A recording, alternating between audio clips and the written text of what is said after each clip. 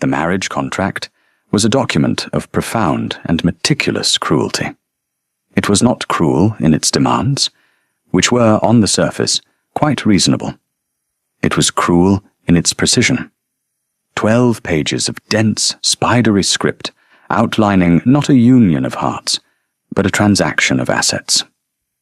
Clara Ashworth, aged 4 and 20, spinster of the parish of St. Giles, was to be exchanged for the complete and total erasure of her father's debts.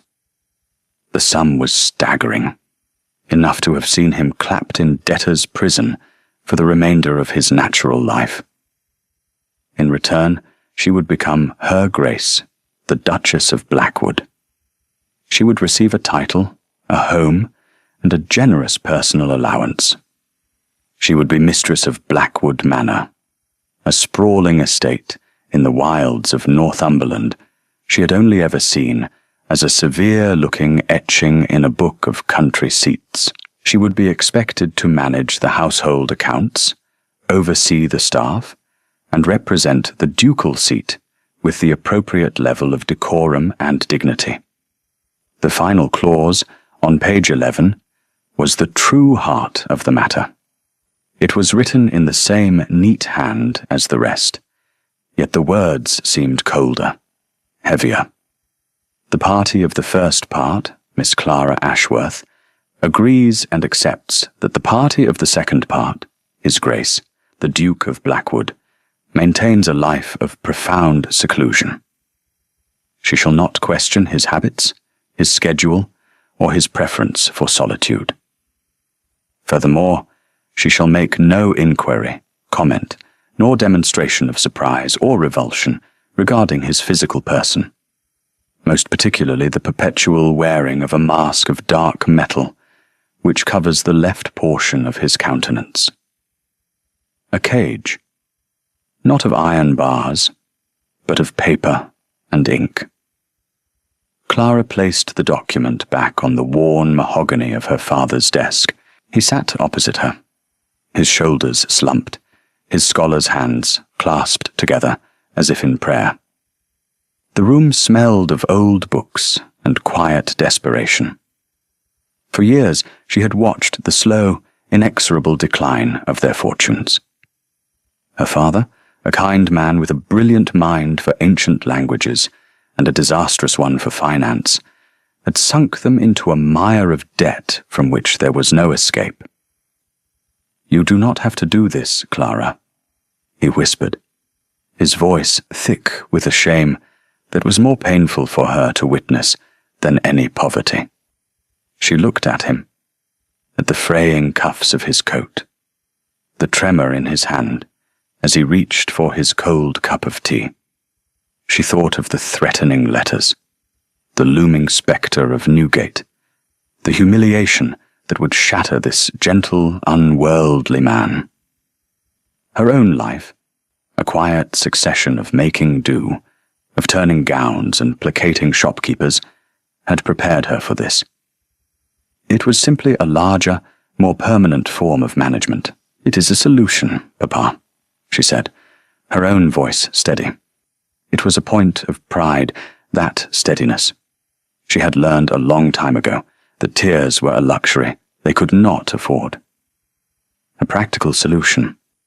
He shook his head, a single tear tracing a path through the dust of his despair. To be shackled to a monster, a ghost. That is what they call him. The Iron Duke. Not for his will, but for his face. The Duke of Blackwood. Alistair, Duke of Blackwood. The name was a legend whispered in London drawing rooms, a Gothic tale to frighten debutantes.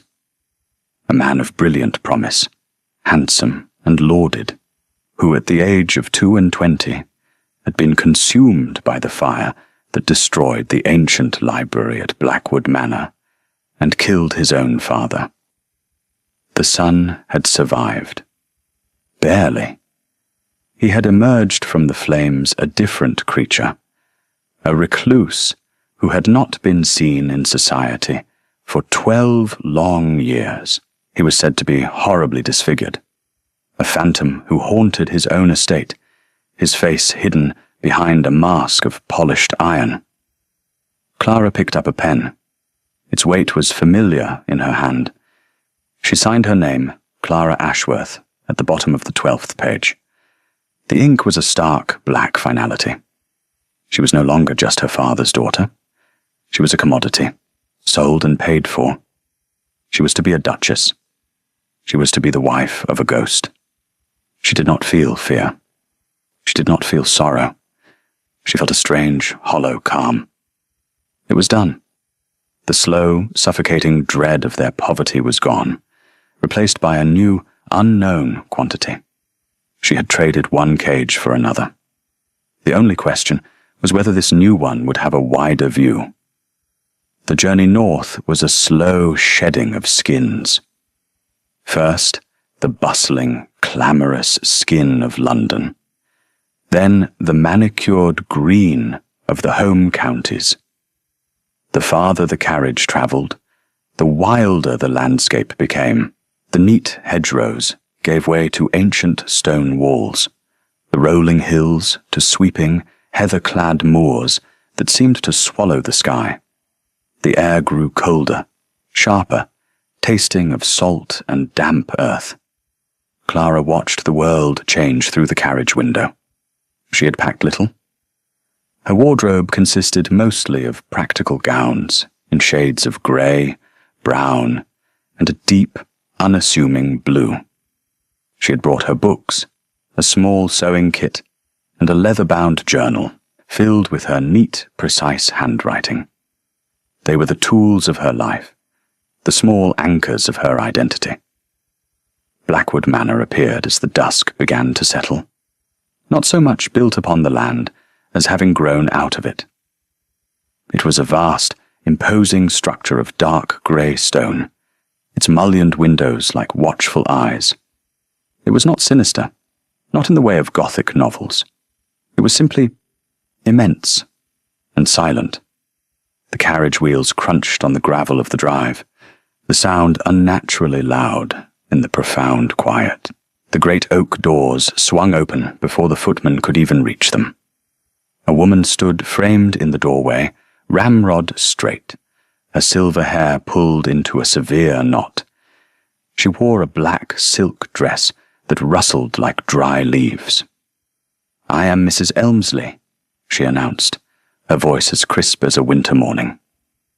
"The housekeeper. You are expected." There was no warmth in the greeting, only a stark statement of fact. Clara stepped out of the carriage, her simple travelling cloak suddenly feeling thin and inadequate. The hall was cavernous, the flagstones beneath her feet worn smooth by centuries of footsteps. The air was cool and smelled of beeswax and wood smoke. High above, dark portraits watched her progress, their painted eyes seeming to follow her.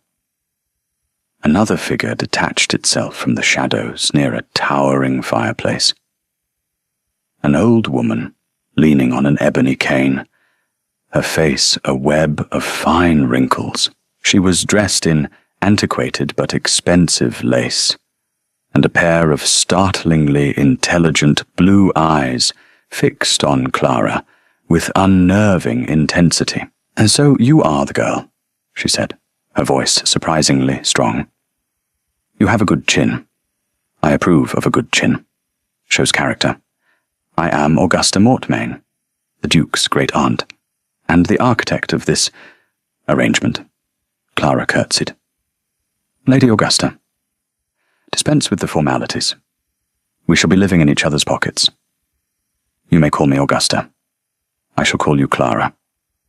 You look sensible. Thank God for that.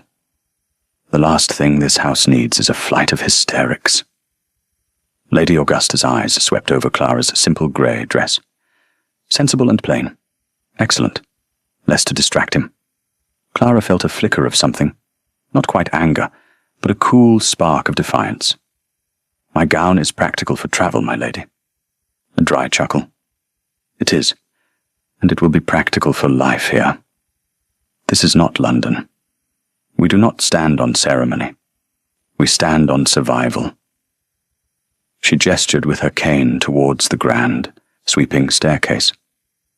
"Mrs. Elmsley will show you to your rooms. They are in the east wing. The Dukes are in the west. A very separate arrangement." The east wing was a world away from the sombre grandeur of the main hall. The rooms were light, with tall windows overlooking a walled garden that, even in the encroaching autumn, showed signs of meticulous care. The furniture was elegant, if a little faded. It was clear that this was the domain of the Duchess, a space kept in readiness for a woman who had never come. Until now.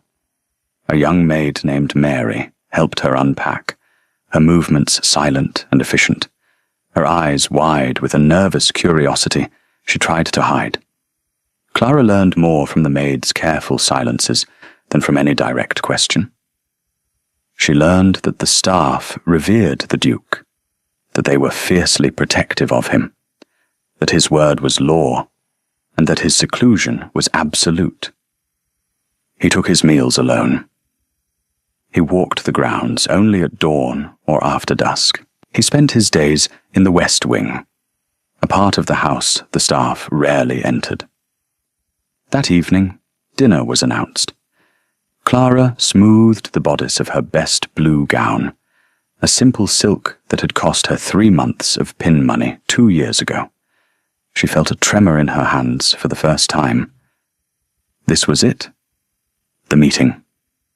The dining room was a study in magnificent gloom. A table that could comfortably seat 30 was set for 2, one at each end, separated by a vast expanse of polished mahogany that reflected the flickering candlelight like a dark, still lake. Lady Augusta was already seated, a glass of claret at her elbow. "He will be down shortly," she said, not looking at Clara. "Do not stare. Do not startle. Do not speak unless spoken to. And for the love of God, do not offer him your pity. He can abide anything but that." Clara took her seat. The silence stretched. 1 minute. 2. Then the sound of a single set of footsteps, steady and unhurried, on the marble floor of the hall. He entered the room. He was a silhouette against the candlelight from the hall. Tall, broader in the shoulders than she had expected.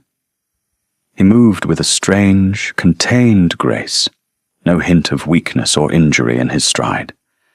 He wore a coat of severe black wool, perfectly tailored. And the mask. It was not the crude iron plate of her imagination. It was a work of dark, intricate art.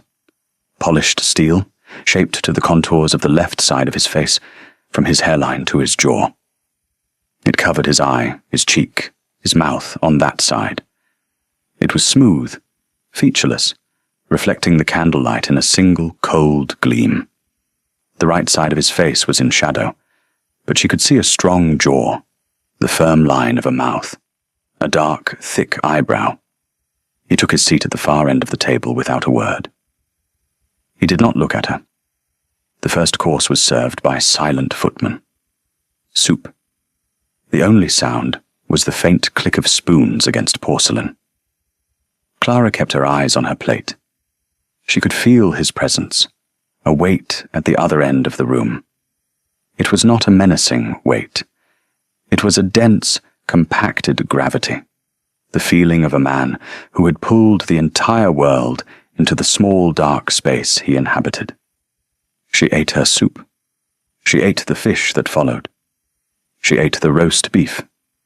She did not look up. The silence was a fourth person at the table, a guest with terrible manners.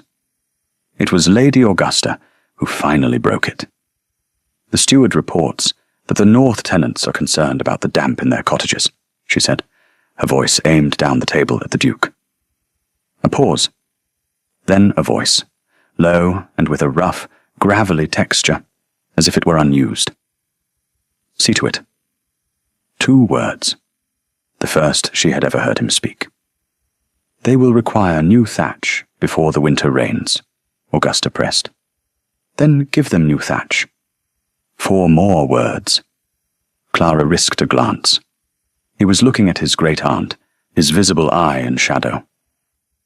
She could read nothing in his posture. After what felt like an eternity, the meal concluded. The Duke rose, gave a stiff, almost imperceptible nod in Augusta's direction, and left the room as silently as he had entered. Clara let out a breath she hadn't realized she was holding. Lady Augusta took a slow sip of her claret. "Well," she said, her sharp eyes on Clara, "you didn't scream. You didn't faint. You didn't burst into tears. A promising start." Clara met her gaze. "He is my husband," she said, the words feeling foreign and strange on her tongue. Augusta's expression softened for a fraction of a second. "He is," she said, "and this is your home now. For better or for worse." That night, alone in the vast, canopied bed, Clara lay awake and listened to the sounds of the house. The groan of old timbers, the sigh of the wind in the chimney, the distant, lonely cry of an owl. It was the sound of a profound and terrible solitude. And now, she was a part of it. She thought of the man at the other end of the house, the man with the steel mask, and the voice like stones grinding together. She did not feel afraid. She felt a vast, aching curiosity. Who was the man behind the iron mask? The first week at Blackwood Manor passed in a haze of quiet routine. Clara and her husband lived as ghosts in the same house, their paths rarely crossing. They saw each other only at dinner, 2 silent figures at opposite ends of the long, gleaming table. He never spoke to her. He never looked at her. He simply existed, a dark, brooding presence in her peripheral vision. Clara, however, was not one for idleness. She had been given a duty, and she would perform it. On the 3rd day, she requested the household account books from Mrs. Elmsley. The housekeeper, her expression a careful mask of neutrality, presented them in the morning room. The ledgers were immaculate, the columns of figures precise, but they told a story of neglect. The estate was running on inertia. Tradesmen's bills were paid late. Rents were collected sporadically. The gardens, though beautiful, were wildly over budget, while the tenant farms were clearly starved of investment. It was an estate without a mistress, run by a master who had retreated from the world. Clara set to work. She spent her mornings in the small study adjoining her rooms, a space she quickly claimed as her own. She wrote letters. She tallied figures. She began to draw up a new budget, one that reallocated funds from ornamental luxuries to practical necessities. She did not ask for permission. The marriage contract had given her dominion over the household, and she intended to exercise it. She began to learn the geography of the house and its inhabitants. She knew that Mrs. Elmsley was in the kitchens every morning at 6, that the maid Mary was curious but kind, that the head gardener, a taciturn man named Thomas, was fiercely proud of his roses, but resentful of any questions about his budget. The house itself felt different at different times of day. In the morning, it was full of the quiet bustle of the staff. In the afternoon, it fell into a deep, listening silence. At night, it felt ancient and full of memories. One afternoon, driven by a need for air, she ventured into the gardens. They were magnificent and slightly wild, a riot of late-blooming flowers and tangled vines. She followed a path that led away from the house towards a dense wood. And there she found the ruin. It was the shell of a building, one wing of what must have been a magnificent structure. The stone was blackened and scorched. Empty window frames gaped like skulls' eyes. This was it, the old library, the site of the fire. A wave of cold passed over her, despite the mild afternoon sun. She could almost smell the smoke, hear the roar of the flames. This was where the Duke's life had been shattered, where he had been remade into the man with the mask. She backed away slowly, feeling like an intruder on sacred, sorrowful ground. That evening at dinner, something was different. The silence was the same. The distance was the same. But as she ate, she felt his eyes on her. She did not look up, but she could feel the weight of his gaze. It was not hostile. It was questioning. The next day she made her first move. It was a small rebellion. Before dinner, she sought out Lady Augusta. "Augusta," she began, her voice calm but firm. "I find the dining arrangements to be inefficient." The old woman raised a skeptical eyebrow. "Inefficient?" "Yes. It is a great deal of work for the footman to traverse such a distance, and the food grows cold. I should like a smaller table to be brought into the room. A round one, perhaps." Lady Augusta stared at her for a long moment. A slow smile spread across her wrinkled face. "An excellent idea, my dear. Practical. Sensible. I shall see to it." When Clara entered the dining room that evening, the long, intimidating table was gone. In its place was a handsome, circular table, large enough for four but intimate. Lady Augusta was already seated. When the Duke entered, he stopped dead in the doorway. He stood there for a long, silent moment, taking in the new arrangement. Clara held her breath. She expected him to turn and leave, to retreat back to his solitude. 1 second, 2 seconds, 3. He walked to the table and took the seat opposite her. The distance between them had shrunk from 30 feet to 4. The silence was no longer a vast, empty expanse. It was a thick, charged presence. She could see the details of his coat, the fine linen of his cravat. She could see the rigid set of his jaw on the unmasked side of his face. They ate. The silence remained unbroken. But it was a different silence. It was a shared silence. When the meal was over, he rose, and for the first time, his gaze flicked to her, a brief, unreadable glance from his one visible eye, before he turned and left. It was a victory.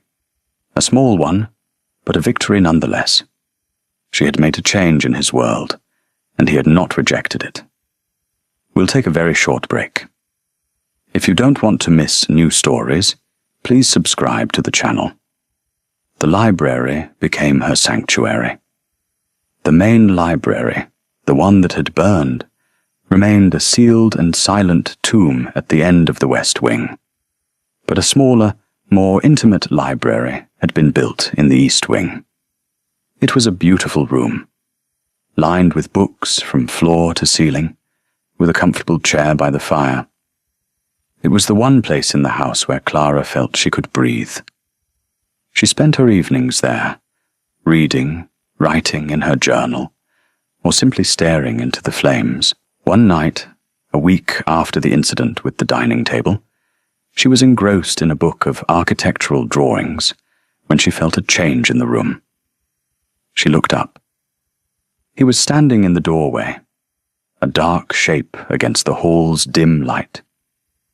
He did not move, did not speak. He simply watched her. Her heart gave a sudden, sharp thump against her ribs. This was her space, her sanctuary. He had never come to the East Wing before. She did not speak. She did not invite him in. She simply met his gaze, then deliberately looked back down at her book, her heart beating a steady rhythm against the quiet fear. She would not be chased from her own room. After a long moment, she heard his soft footstep as he retreated. But he came back the next night, and the night after that. He would stand in the doorway for a few minutes, a silent observer, before disappearing again. It became a strange, unspoken ritual. Then, one evening, he stepped inside. He walked to a shelf on the far side of the room, pulled out a book, and sat in a chair in the shadows, far from the firelight. Clara's hands tightened on her own book. The room, which had been her solitary refuge, now held two people. The silence was thick with unspoken things. She tried to read, but the words blurred. She was acutely aware of him, of the faint sound of a page turning, of the sheer weight of his presence. This became the new routine. They would sit in the library together in the evenings, in silence, separated by a dozen feet of carpet and a universe of pain. One afternoon, driven by a need to understand, Clara found Lady Augusta in the drawing room, doing a piece of intricate embroidery. "Augusta," she began, choosing her words with care. "The old library. What happened?"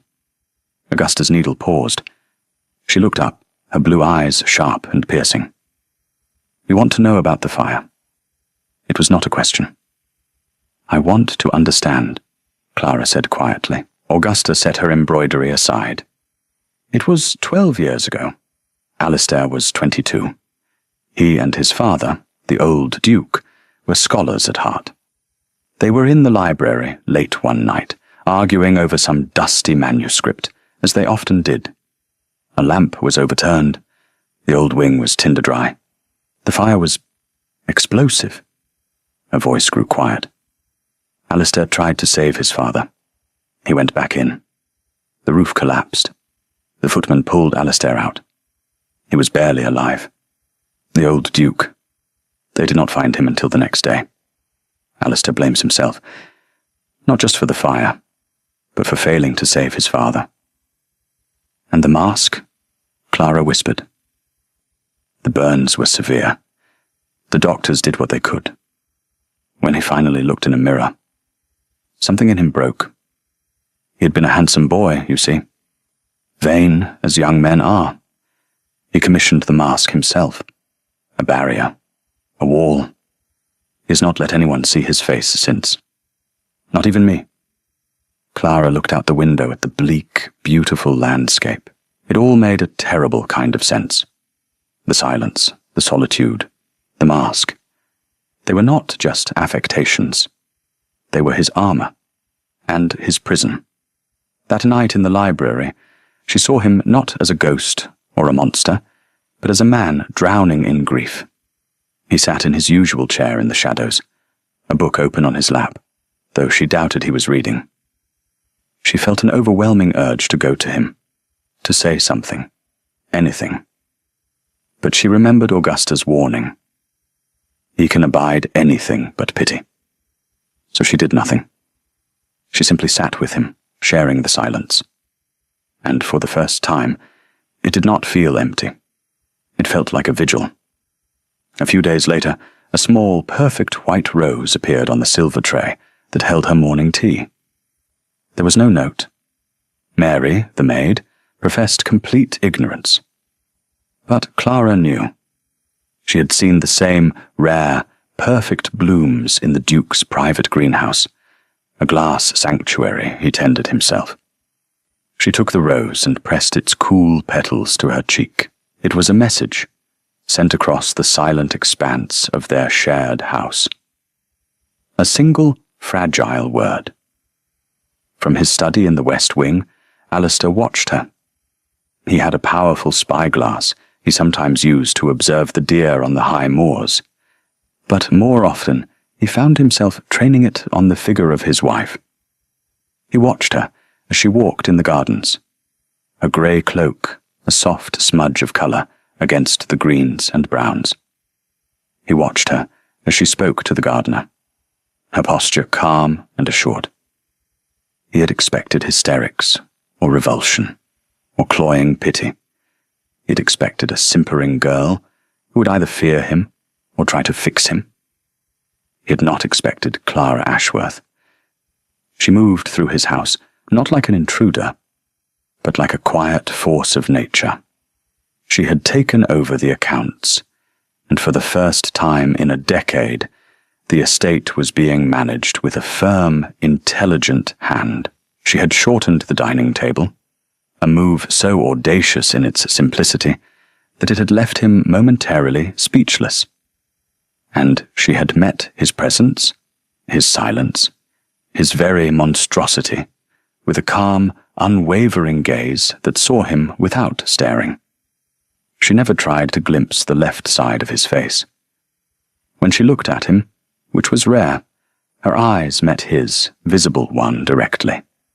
She gave him the dignity of not being a curiosity. He had been watching her that afternoon. She'd found the ruined library. He had seen her from his window, seen the way she stopped, the way she looked at the scorched stones. He had felt a familiar, cold dread, waiting for the inevitable gasp of horror. But she had only looked sad. Then she had retreated, as if sensing she was treading on holy ground. That night, when he had found her in the new library, he had fully intended to order her out. The libraries of Blackwood were his domain, but she had looked up at him, her heart in her eyes, for a fleeting second. And then she had looked back down at her book. She had not been cowed. She had held her ground. And something in him, some long-dormant part of his soul, had respected it. The nightly ritual in the library had become the anchor of his day. A quiet presence was a balm. She asked nothing of him. She demanded nothing. She simply was. A steady, warm light in the corner of his vast, dark world. The rose had been an impulse, a mad, reckless impulse. He had seen it blooming in the greenhouse, a single perfect flower, and he had thought of her. He had cut it and had the undergardener place it on her tray. A silent, clumsy gesture he could not put into words.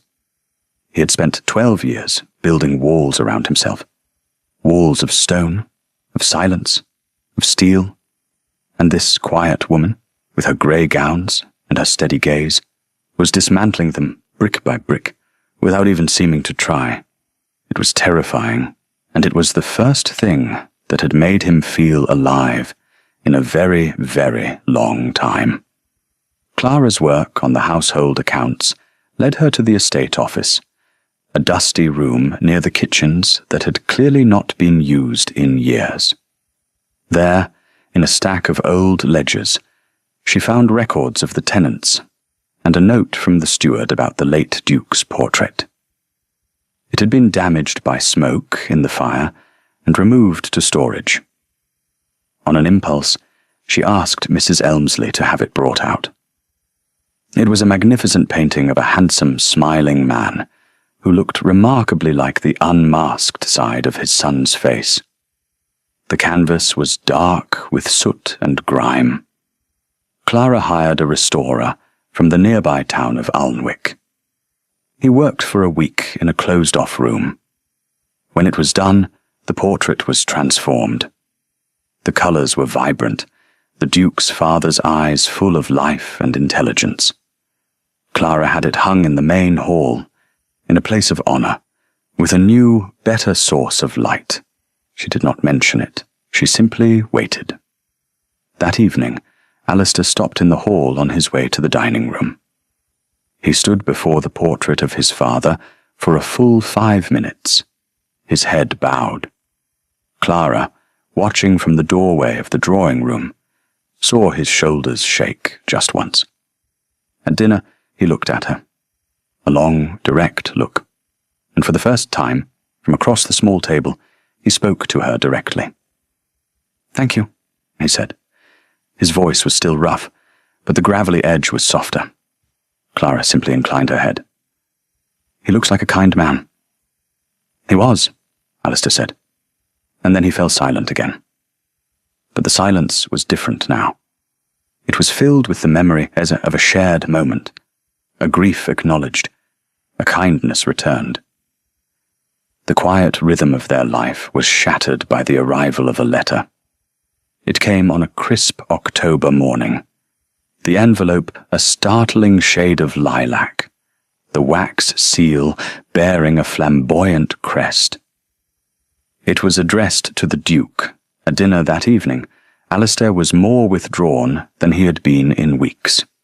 He barely touched his food. The tension coming from him was a palpable thing. "You had a letter," Lady Augusta stated, her sharp eyes missing nothing. Alistair placed his fork down. "From Lady Seraphina Vane." Augusta's lips thinned into a grim line. "I see. And what does that harpy want?"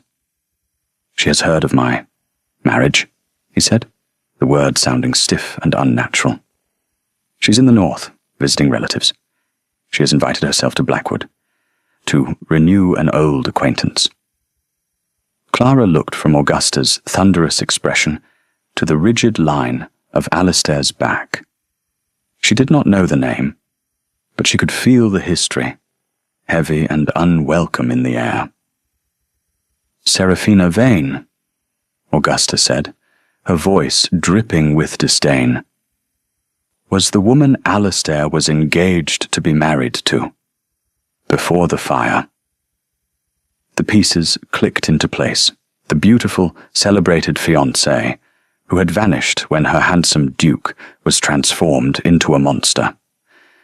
"She jilted him," Augusta said, her voice cold as ice. "Sent back the ring with a note so cruel it might as well have been dipped in acid. And now she wants to renew an acquaintance. She smells a duchess's coronet and wants to see what she threw away. You must refuse her, Alistair."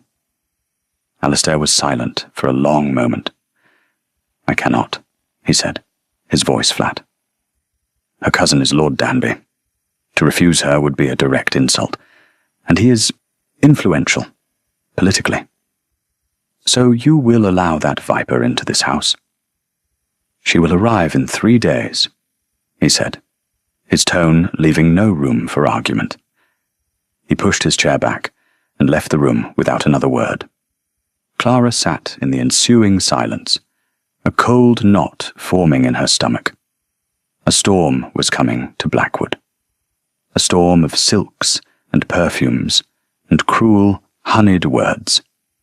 A storm named Seraphina. Lady Seraphina Vane did not so much arrive as descend.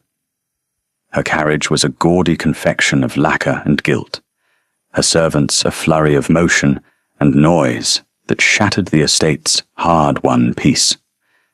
She herself was a vision in emerald green silk, a cloud of expensive French perfume preceding her.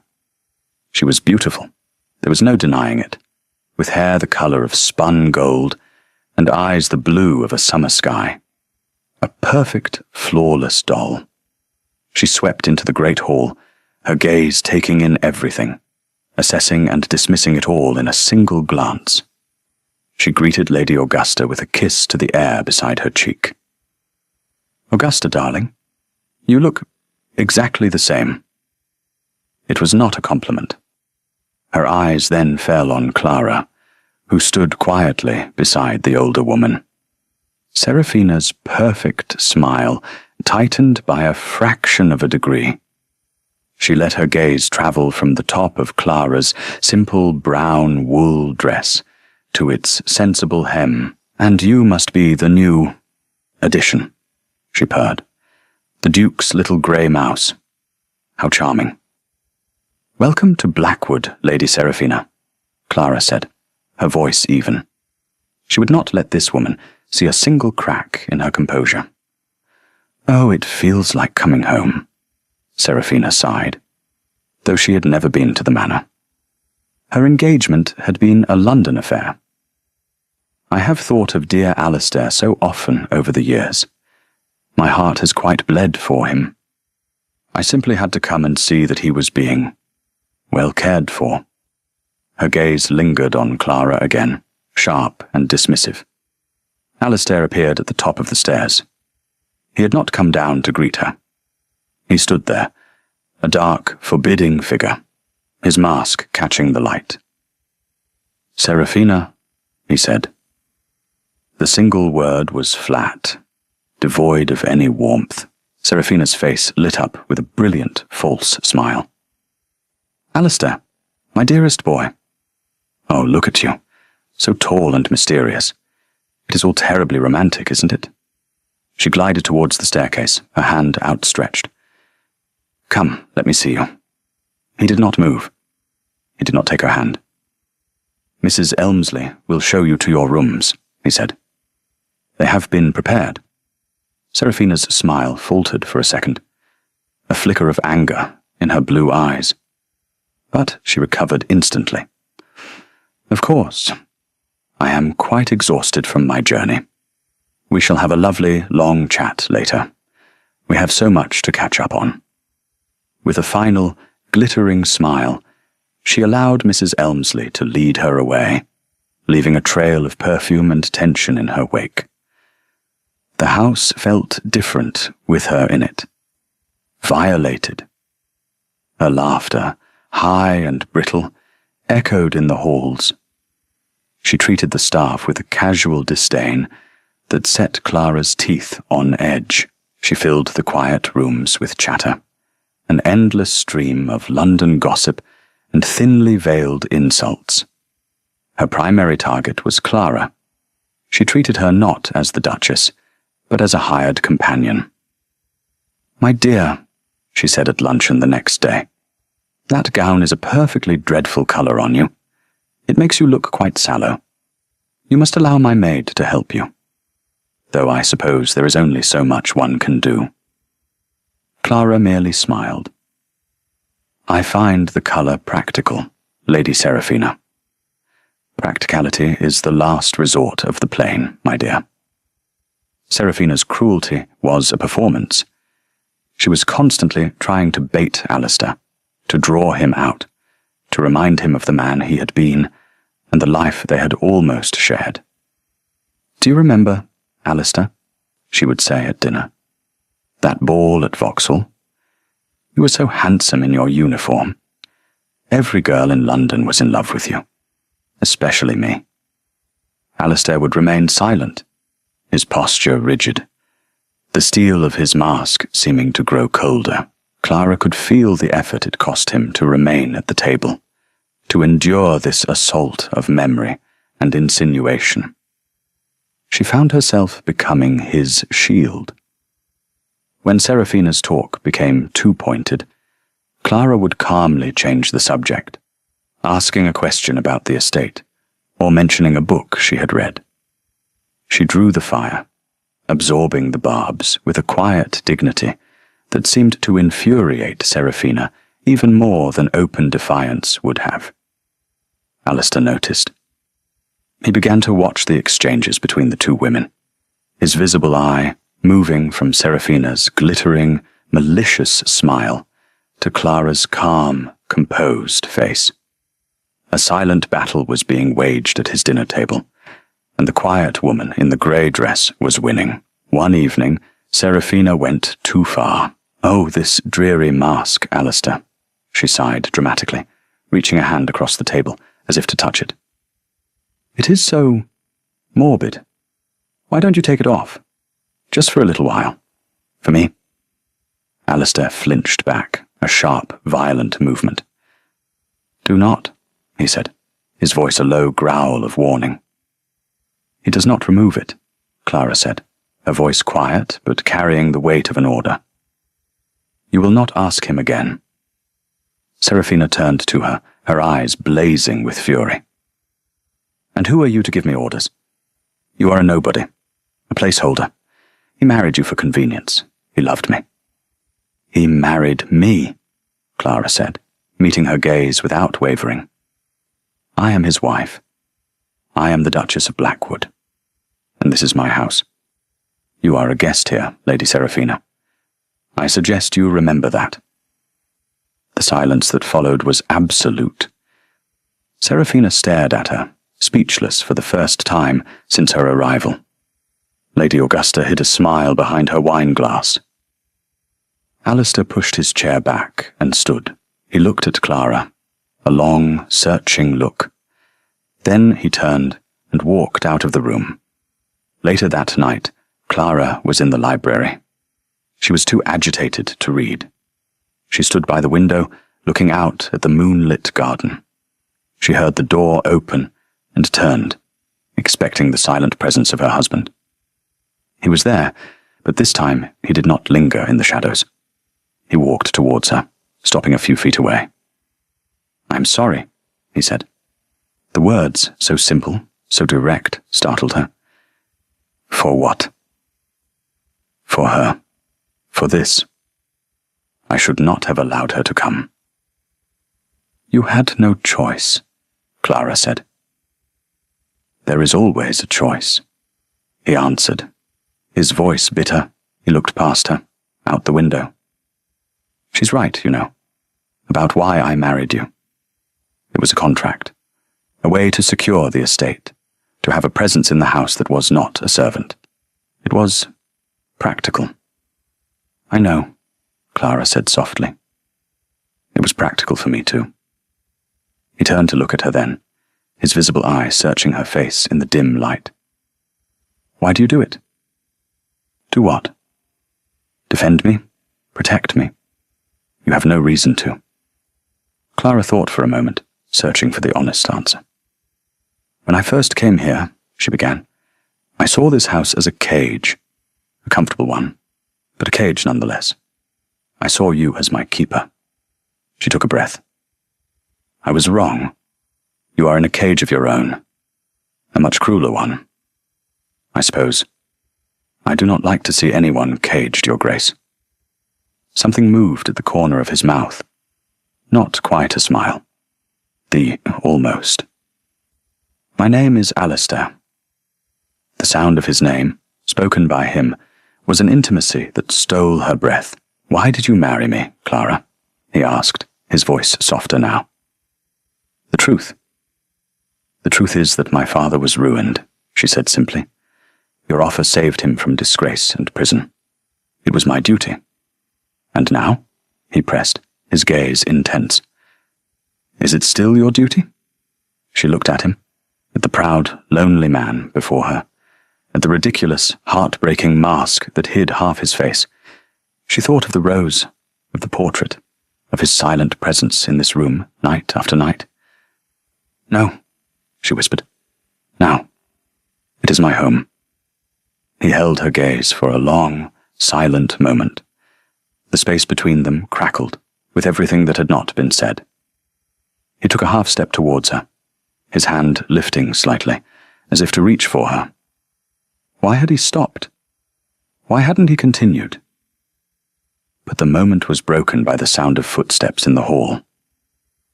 He stiffened, the brief warmth in his eye vanishing, replaced by the familiar, cold shield. He turned without another word and was gone, leaving Clara alone with the ghost of a touch and the echo of her own heart. Serafina was losing, and she knew it. The quiet little mouse was not cowed. The Duke was not falling back under her spell. He was, if anything, moving further away, into the quiet orbit of his strange, dowdy wife. Serafina's visit, which she had imagined as a triumphant reclamation, was becoming a humiliation.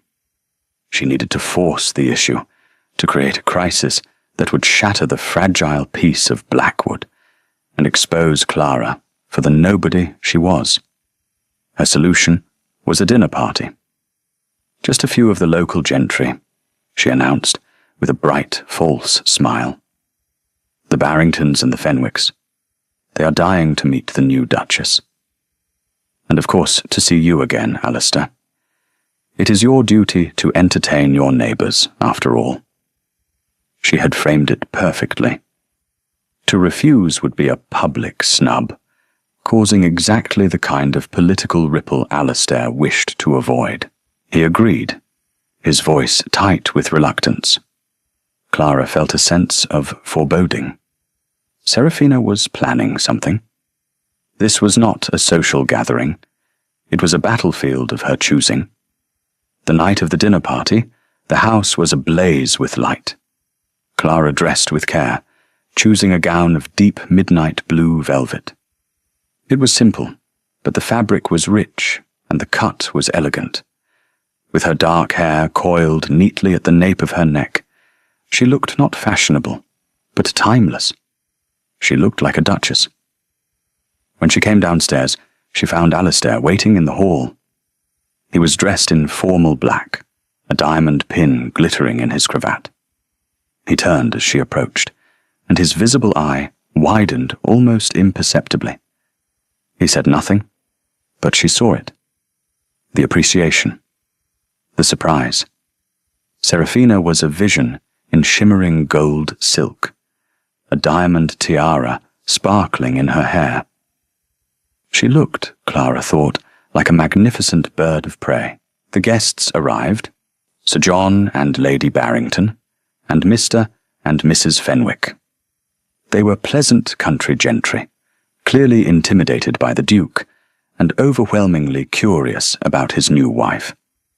Clara greeted them with a calm grace that immediately put them at their ease.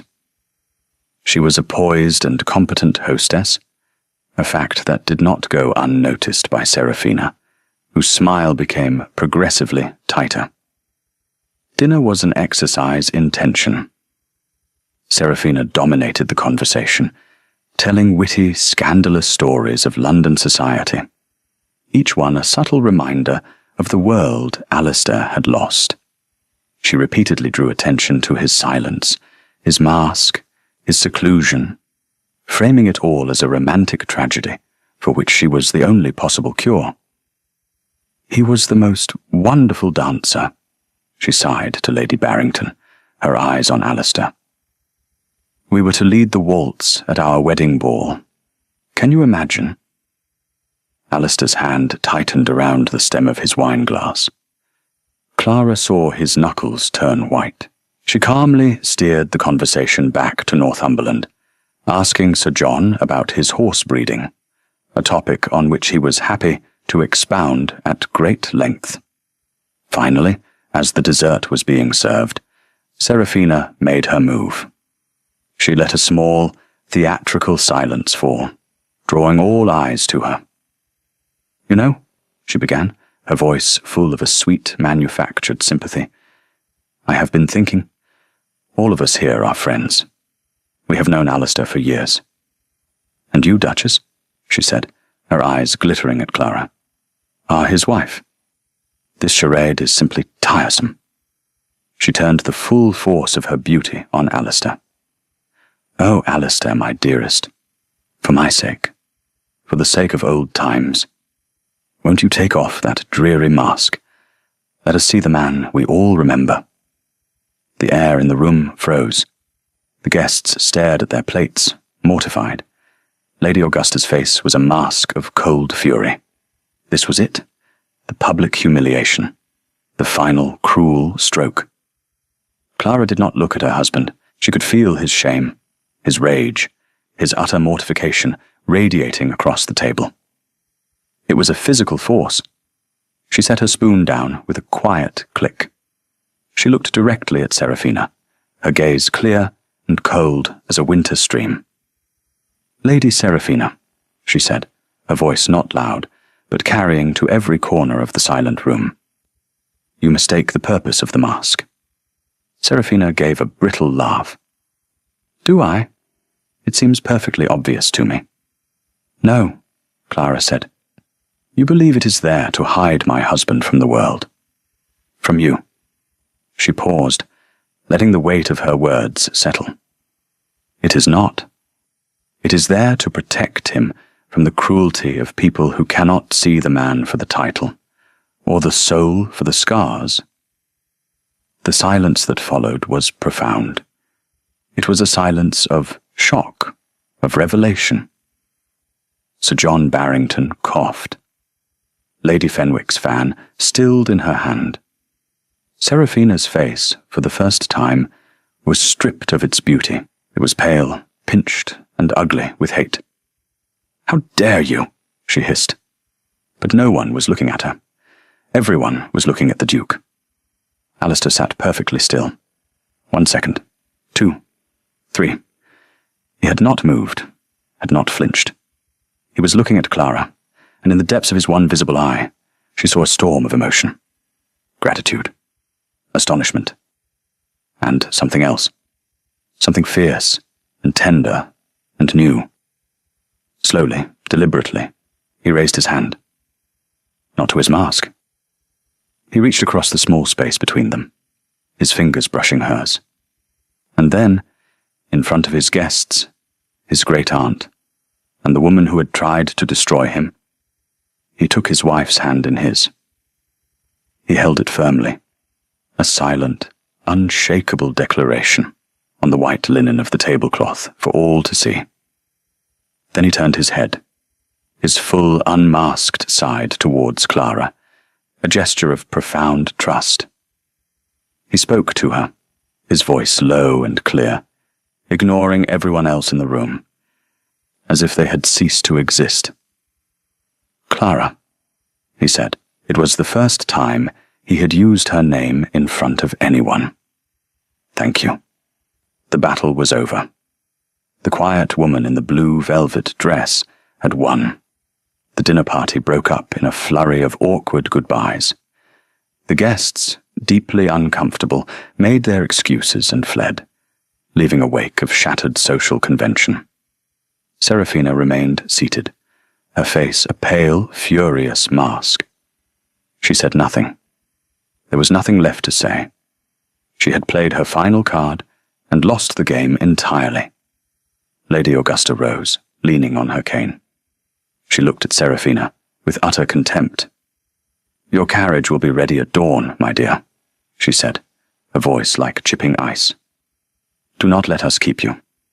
She then turned, gave Clara a look of fierce, triumphant pride, and left the room. Clara and Alistair were alone. His hand still held hers on the table, a warm, solid anchor in the wreckage of the evening. He did not let go. "Come," he said, his voice quiet. He stood, pulling her gently to her feet. He led her from the dining room, past the portrait of his father, down the hall, and into the library. The fire was burning low, casting flickering shadows on the walls. He did not release her hand.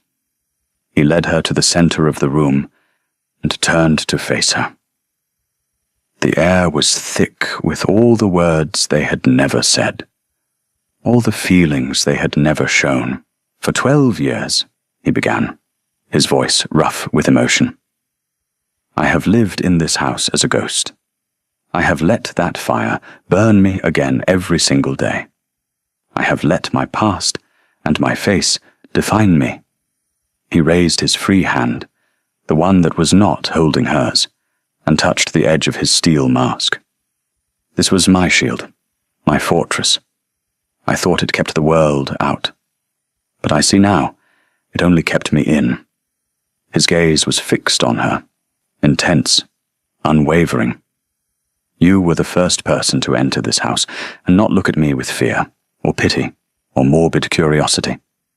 You looked at me, as if I were just a man." "You are," she whispered. "Just a man, Alistair." His name on her lips was a prayer, a promise. "No one has seen my face since the fire," he said, his voice barely audible. "No one." He watched her, his eye searching hers, asking a silent, terrifying question. She answered it with a small, almost imperceptible nod. Her heart was hammering against her ribs, but her hand in his was steady. Slowly, with an infinite, deliberate grace, he raised his hand to the fastenings at the back of his head. There was the faint click of a clasp. He brought his hand to his face, and, with a deep, shuddering breath, he removed the mask. He let it fall. It landed on the thick Persian rug with a soft, muffled thud. The sound of a closing door. The end of an era. He stood before her, revealed. The left side of his face was a tapestry of scars. The skin was pulled tight over his cheekbone, pale and silvered in the firelight. His eye was closed, the lid sealed by the old wound, a delicate tracery of lines radiating from it. His mouth was drawn slightly at the corner. It was not monstrous. It was not grotesque. It was a map of pain, a testament to survival. It was the face of a man who had walked through hell and come out the other side. But his other eye, the one she had come to know so well, was open, and it was full of a terrifying vulnerability. He was waiting for the flinch, the gasp, the turning away. Clara did not flinch. She did not gasp. She did not turn away. She simply looked at him. She saw the scars, yes, but they were just lines on a page. She saw the man beneath them, the lonely, grieving, proud and gentle man she had come to know in the silence. She saw Alistair. She let go of his hand and raised her own.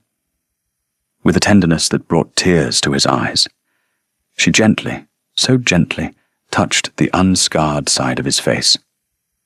Her fingers were cool against his skin. She felt a tremor run through him. "Alistair," she whispered again. And in that one word, in that one soft touch, he was seen. Truly and completely seen for the first time in 12 years. He closed his good eye, leaning into her touch like a man starved of warmth. The walls came down. The fortress crumbled. He was no longer the Iron Duke. He was just Alistair. And he was home. Epilogue. 1 year later, spring had come to Blackwood. The gardens, under Clara's careful and well-funded direction, exploded in a riot of colour. Daffodils and tulips lined the walks, and the climbing roses on the old stone walls were heavy with bud. The house itself no longer felt like it was holding its breath. It was breathing, alive with light and air. Lady Seraphina Vane had left in disgrace the morning after the disastrous dinner party. The story, as such stories do, had spread through the county, though in a form that favoured the new Duchess. She was spoken of with a new respect, a woman of quiet strength and profound dignity, who had won the heart of the reclusive Duke. Alistair no longer wore the mask. Not at Blackwood, at least. Within the walls of his own home and the boundaries of his estate, his face was bare. The staff, who had only ever known him as a masked figure, had quickly grown accustomed to it. They saw not the scars, but the man, the master of the house, who was slowly, tentatively, rejoining the world. He still wore it on the rare occasions he had to travel to London on matters of business, a concession to the cruel curiosity of the ton. But those trips were few. Blackwood was his world, and Clara was his world. They were in the library, the late afternoon sun slanting through the tall windows. Alistair was sitting in a worn leather armchair, a book of poetry open on his lap. Clara sat on a low stool at his feet, her head resting against his knee, mending a tear in one of his riding gloves. The silence between them was no longer empty or charged, but comfortable, a soft blanket woven from 1,000 shared moments. He had been reading aloud, his voice, once so rough, now smoother, richer from daily use. He stopped and marked his place with a finger. Clara looked up at him. In the warm light, his scars were just a part of his landscape, a part of the face she had come to love. He looked down at her, and a small, true smile touched his lips, reaching his eye. It was a sight that still made her heart ache with a quiet joy. "What is it?" she asked softly. "I was just thinking," he said, his hand coming to rest on her hair.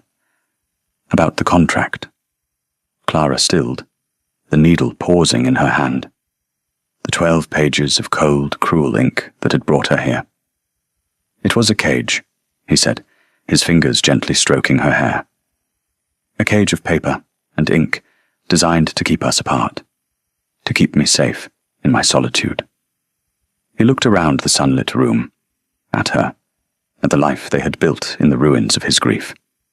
It failed. She smiled, a genuine, radiant smile that lit her whole face. She reached up and placed her hand over his on her hair. "Or perhaps," she said, "it succeeded." He looked at her, a question in his eye. "It brought me to you," she explained, "and it gave us the silence we needed to learn to listen." He leaned down, and his kiss was as soft and as certain as the coming of spring. It was not the fiery passion of storybooks, but something deeper, stronger, a love that had been earned, a love that was a chosen act of seeing and of being seen. The contract had been a cage of paper and ink, but in the silence between the words, they had found their freedom. Thank you for listening to the story all the way to the end. Please tell us which city you're watching from and what the story made you feel. Don't forget to subscribe so you won't miss new stories.